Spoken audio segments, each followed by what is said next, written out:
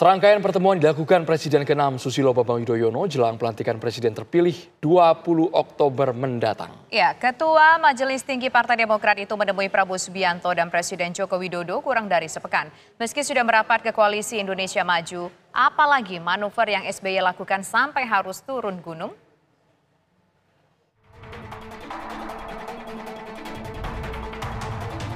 Hanya berselang 2 hari, Presiden ke-6 Republik Indonesia Susilo Bambang Yudhoyono menggelar pertemuan dengan Presiden terpilih Prabowo Subianto dan Presiden Joko Widodo. Pada Kamis 19 September, Ketua Majelis Tinggi DPP Partai Demokrat SBY menyambangi kediaman pribadi Prabowo Subianto di Kertanegara, Jakarta. Kedua tokoh itu berbincang empat mata sambil makan siang bersama. Juru bicara Partai Demokrat Herzaki Mahendra Putra secara terbuka menerangkan isi pertemuan membahas posisi SBY yang siap memberikan bantuan apapun kepada Prabowo Subianto. SBY juga dalam kesempatan itu memberikan dukungan secara penuh kepada Pak Prabowo selaku Presiden terpilih dan bersedia dan berkenan untuk memberikan masukan-masukan ataupun memberikan bantuan apapun jika dirasa diperlukan oleh Bapak Presiden terpilih Pak Prabowo Subianto, karena komitmen keduanya adalah sama, komitmen kebangsaan, kebaikan sebesar-besarnya untuk bangsa dan negara ini. Usai bertamu ke Prabowo, SBY bergerak cepat ke Istana Merdeka menemui Presiden Joko Widodo pada Sabtu pagi. SBY melaporkan bahwa ia ditugaskan menjadi penasihat khusus Aliansi Sedunia Basmi Malaria. Pagi ini saya menghadap Bapak Presiden sehubungan dengan peran dan amanah yang saya jalankan sebagai penasehat khusus Aliansi Sedunia untuk membasmi malaria. Saya mendapatkan amanah untuk menjadi special advisor di Asia Pasifik. Tak sampai di situ, keduanya sepakat mendukung penuh pemerintahan Prabowo Subianto Gibran Raka Buming Raka. Selain yang disampaikan oleh beliau Bapak SBY, kita juga sepakat Pak SBY dan saya untuk memberikan dukungan penuh kepada pemerintah baru di bawah kepemimpinan Pak Prabowo Subianto. Saya rasa itu, ya. Apakah pertemuan SBY Prabowo dan SBY Jokowi merupakan bentuk konsolidasi untuk memberikan posisi terhormat dan strategis bagi Partai Demokrat di Kabinet Zakon ala Prabowo nantinya? Bukankah saat ini sang Ketua Umum Partai Demokrat yang juga putra sulung SBY, Agus Harimurti Yudhoyono, telah mendapatkan posisi Menteri ATR, merangkap Kepala Badan Pertanahan Nasional? Apalagi manuver kejutan dari SBY jelang pelantikan Presiden terpilih 20 Oktober 2024 mendatang? Tim TV One mengabarkan.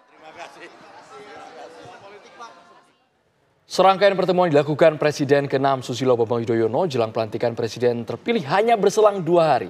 SBY menemui Prabowo Subianto dan Presiden Joko Widodo. Ya, Ketua Majelis Tinggi Partai Demokrat ini pemirsa juga kembali menegaskan posisi Partai Demokrat yang mendukung penuh pemerintahan Prabowo Gibran ke depan. Lalu kenapa SBY begitu kentara harus turun gunung menemui kedua tokoh itu? Bukankah soliditas Demokrat bersama dengan Kim tak perlu dipertanyakan lagi pemirsa? Apa makna silaturahmi SBY Jokowi Prabowo? Apakah ini mungkin berkaitan dengan tambahan jatah menteri dari Demokrat untuk Demokrat ke Kabinet Zakon ala Prabowo pemirsa? Sudah bersama kami ada Sekretaris Majelis Tinggi Partai Demokrat yaitu ada Bang Andi Malarangeng dan juga pengamat politik yaitu ada Bang Henry Satrio. Selamat sore Bapak-Bapak semua. Selamat sore. Ya, pertama saya ke Bang Andi terlebih dahulu. Pertemuan Pak SBY dengan Pak Prabowo dan Pak Jokowi tampaknya begitu mencolok ya waktunya. Apakah ini ada kaitannya dengan tambahan kursi menteri? Harapannya ekspektasi ada tambahan kursi menteri atau ada hal lain Bang Andi? Nah inilah memang kalau agak dekat-dekat dengan 20 Oktober itu terlalu banyak spekulasi kalau ada pertemuan-pertemuan. Padahal sebenarnya misi utama Pak SBY bertemu dengan Pak Prabowo dan juga kemudian Pak Jokowi sebagai presiden yang sedang menjabat dan satunya presiden terpilih adalah bahwa ini ada summit atau ada pertemuan sedunia tentang basmi malaria, dan kemudian Pak SBY diundang dan diminta untuk menjadi special advisor dalam pembasmian malaria di Asia Pasifik, menyangkut 22 negara di Asia Pasifik. Nah, karena itu menurut Pak SBY secara etikanya perlu untuk melaporkan hal tersebut kepada presiden yang sedang menjabat, kemudian juga presiden terpilih Pak Prabowo, oleh karena tahun depan ada summit di Indonesia tentang basmi malaria. Karena kita tahu soal malaria ini Indonesia masih termasuk salah satu yang angkanya lumayan tinggi, terutama di bagian timur, Papua, Maluku, NTT, mungkin juga di Kalimantan, sehingga ke Pak SBY juga terpanggil memenuhi undangan tersebut dan kemudian bersedia sebagai penasihat khusus. Jadi itu inti utamanya. Tapi biasanya kalau dua negarawan ketemu kadang-kadang bicara juga tentang bangsa dan negara, dan salah satunya seperti diungkapkan oleh Pak Jokowi adalah Pak SBY bersama Pak Jokowi sepakat untuk mendukung sepenuhnya pemerintahan Pak Prabowo setelah dilantik nantinya. Ini juga sesuatu yang bagus. Bagaimana mantan-mantan presiden nantinya, kalau Pak Jokowi juga sudah jadi mantan presiden, mendukung sepenuhnya presiden baru nantinya. Sehingga 5 tahun ke depan kita harapkan bahwa pemerintahan Presiden Prabowo bisa berjalan dengan baik. Apalagi kalau kemudian juga misalnya Presiden Megawati juga bergabung bersama-sama mendukung, kan bagus juga. Baik Bang Andi, kita ke Bang Hensat terlebih dahulu. Bang Hensat, sepertinya soliditas Demokrat ke Kim ini tak perlu lagi diragukan. Tapi kalau sudah SBY turun gunung, biasanya ada kejutan-kejutan. Ini selang 2 hari bertemu Prabowo dan juga Presiden Jokowi. Analisanya bagaimana Bang Hensat? Ya kalau ketemu Pak Prabowo kan sudah jelas pasti dukungan itu ada. Dan pasti kan ada titip-titip di Partai Demokrat lah. Tentang bagaimana dukungan di kabinet dan juga bagaimana eksistensi Partai Demokrat di kabinet gitu ya. Dan tentu saja kan ada ketua Demokrat yang juga akan memegang peranan penting di sana sebagai anaknya Pak SBY. Itu sih wajar saja diomongnya. Tapi kalau kemudian dengan Pak Prabowo, saya menilainya mungkin ada beberapa hal masukan dari Pak SBY tentang kondisi perpolitikan, kondisi ekonomi negara, dan tentu saja kondisi di dunia internasional. Selain hal yang ada kaitannya dengan malaria itu, mungkin tentang ekonomi dan mungkin juga ada kerjasama di dunia yang sedang terjadi dan pergolakan-pergolakan yang terjadi. Yang justru menarik justru dengan Pak Jokowi. Yang pertama karena terbuka sekali pertemuannya, dan betul setelah bertemu dengan Pak Prabowo. Nah kalau bertemu dengan Pak Jokowi ini kan ada seriusnya, tapi juga ada bahasa bercandaan di netizen nih. Kalau bahasa bercandaannya kan yang pertama tentu saja mereka satu nasib ya, sama-sama masih belum berhasil berkomunikasi dengan baik dengan Ibu Mega misalnya. Kemudian yang kedua mungkin juga Pak SBY nitip anaknya kepada anaknya Pak Jokowi. Pak Jokowi, saya titip anak saya ya, kan nanti wapresnya Pak Prabowo kan anaknya Pak Jokowi. Nah, itu bisa juga terjadi begitu. Tapi kalau menurut saya ada 2 hal juga yang disampaikan oleh Pak SBY kepada Pak Jokowi. Yang pertama adalah mungkin ujangan-ujangan menjelang pensiun ya, karena Pak SBY kan pensiun duluan. Jadi kamu ndak sendirian. Nah, kalau kata Pak SBY begitu, itu disampaikan ke Pak Jokowi. Kemudian beberapa hal tentang bagaimana kondisi negara pasca nanti ditinggalkan. Mungkin juga ada permohonan dari Pak SBY setelah nanti tidak lagi menjabat sebagai presiden, sudahlah Pak Jokowi tidak perlu ikut cawe-cawe lagi misalnya, atau memberikan kepercayaan penuh kepada Pak Prabowo dalam memimpin negara. Jadi saya membayangkannya hal-hal seperti itu. Tapi kalau tadi misalnya Bang Andi ketawa-ketawa, nah itu hal yang menarik juga tuh, karena pertemuan ini tentu saja pertemuan yang waktunya ini kan sulit dicari.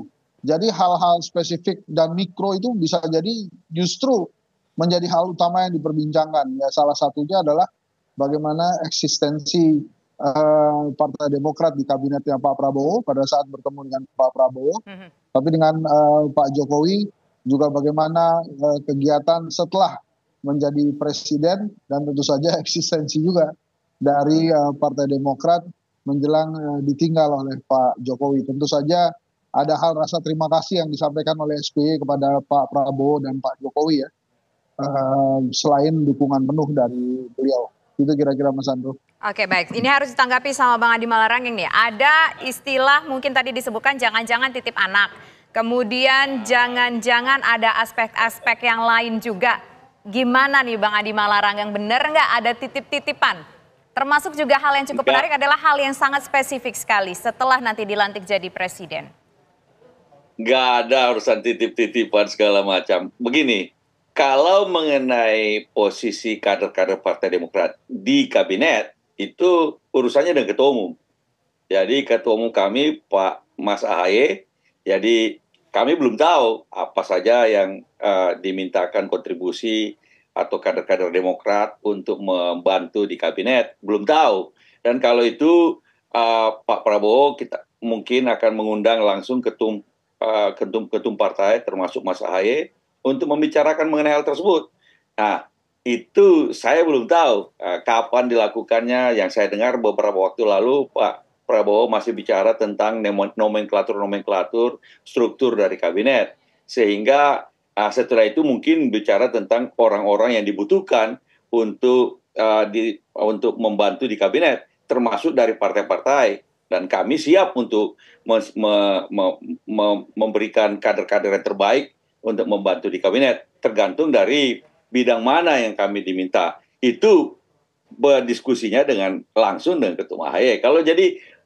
Kalau Pak SBY lebih luas lah daripada itu, lebih ke kenegaraan dunia tentang tadi itu malaria, mungkin juga tentang geopolitik di dunia ataupun sebagainya.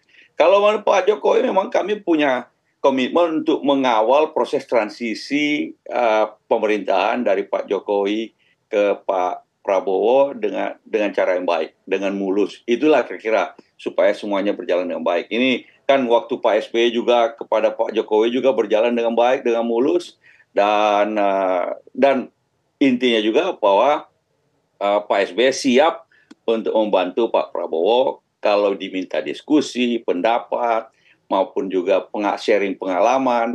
Itu sudah beberapa kali dilakukan oleh Pak SBY dengan Pak Prabowo dalam berbagai kesempatan. Dan kalau dengan Pak Jokowi, ya belum tahu lah, mungkin kalau Pak Jokowi mau minta nasihat, kira-kira kalau jadi presiden mau bikin apa saja. Kalau Pak SBY kan udah jelas, sekarang jadi pelukis, juga sekaligus bermusik dan sebagainya. Cari-cari hobi yang baik untuk terus berkarya di masa sesudah menjadi presiden.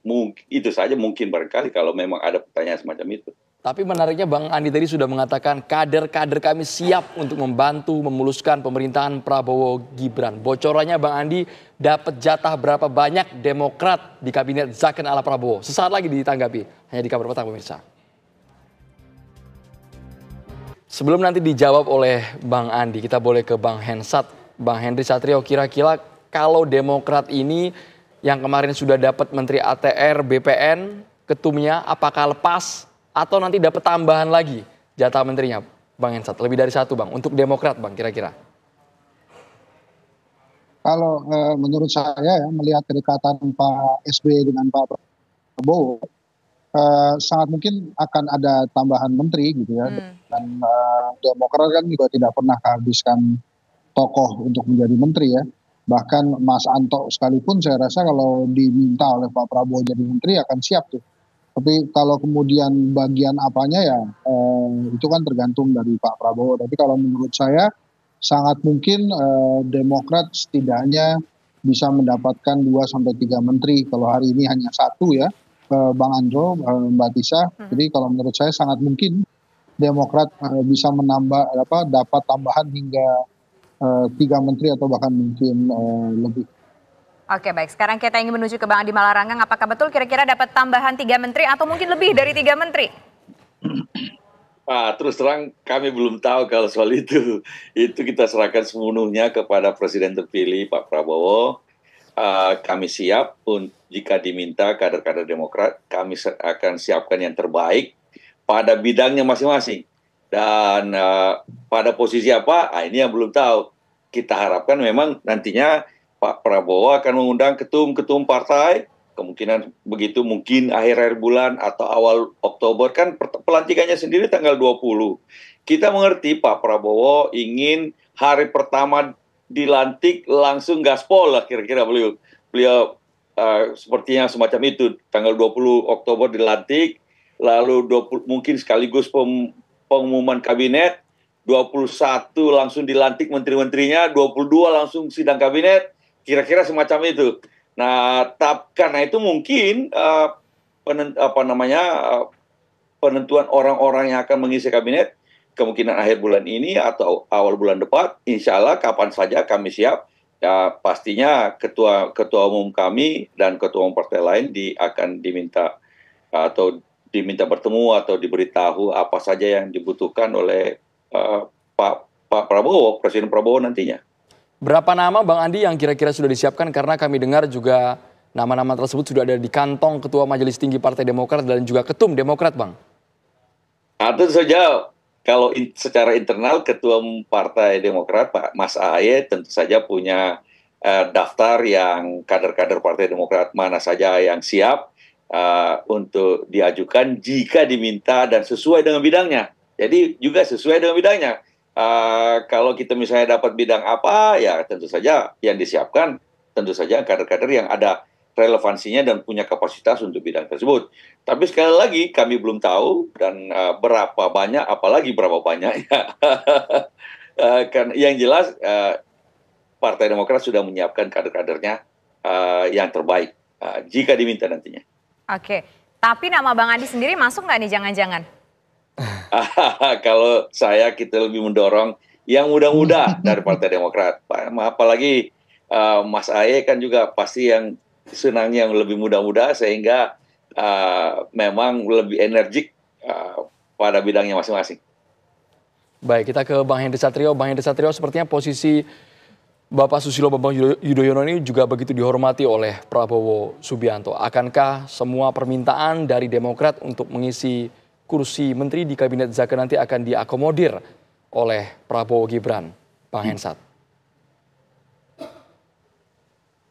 Saya rasa Pak SBY juga mengerti batas ya, sebagai negarawan dan pernah di posisi presiden, pasti dia memahami betul bagaimana seorang presiden bila menerima permintaan dari kolega politiknya. Jadi menurut saya bisa menahan diri Pak SBY untuk mengajukan hal-hal berlebih kepada Pak Prabowo. Tapi menurut saya sih tidak berlebihan bila kita memprediksi ada titipan-titipan yang diberikan oleh atau yang diminta oleh Pak SBY kepada Pak Prabowo. Salah satunya adalah menjaga eksistensi Partai Demokrat dan tidak ada lagi usaha-usaha pembegalan Partai Demokrat yang pernah terjadi pada masa Presiden Jokowi. Gitu kira-kira, Andre. Ya, satu katanya cukup menarik. Saya adalah, ya silakan Bang Andi. Tidak ada permintaan segala macam itu, bukan kami meminta-minta, tapi kami siap jika diminta. Jadi kami serahkan sepenuhnya kepada Presiden terpilih untuk menentukan. Oke, baik. Tapi ya, betul tidak ada trauma begitu yang seperti disampaikan Bang Henry Satrio, ada trauma misalkan sebelumnya ada seperti pembegalan-pembegalan yang harus dihadapi oleh Demokrat. Betulkah ada trauma itu sehingga membuat Pak SBY turun gunung baik untuk ke Presiden Joko Widodo dan juga untuk Presiden terpilih Prabowo Subianto? Saya rasa itu bukan soal trauma, itu adalah praktek yang buruk dalam sebuah sistem demokrasi. Upaya pembegalan partai politik yang sah atas dasar kekuasaan dengan uang, itu praktek buruk yang tidak boleh terulang lagi. Dan kami Partai Demokrat, Anda lihat sendiri, pasti kami lawan upaya-upaya yang semacam itu. Rasanya kita percaya Pak Prabowo tidak ini adalah akan menegakkan demokrasi, dan kami itu juga sependapat, satu pikiran dengan Pak Prabowo bagaimana memajukan demokrasi di Indonesia. Dan kami siap membantu beliau pada bidang-bidang yang dimintakan oleh beliau untuk bagi kader-kader Demokrat. Terima kasih banyak Bang Adi Malarangeng dan juga Bang Henry Satrio. Kita tunggu kejutan dari Partai Demokrat.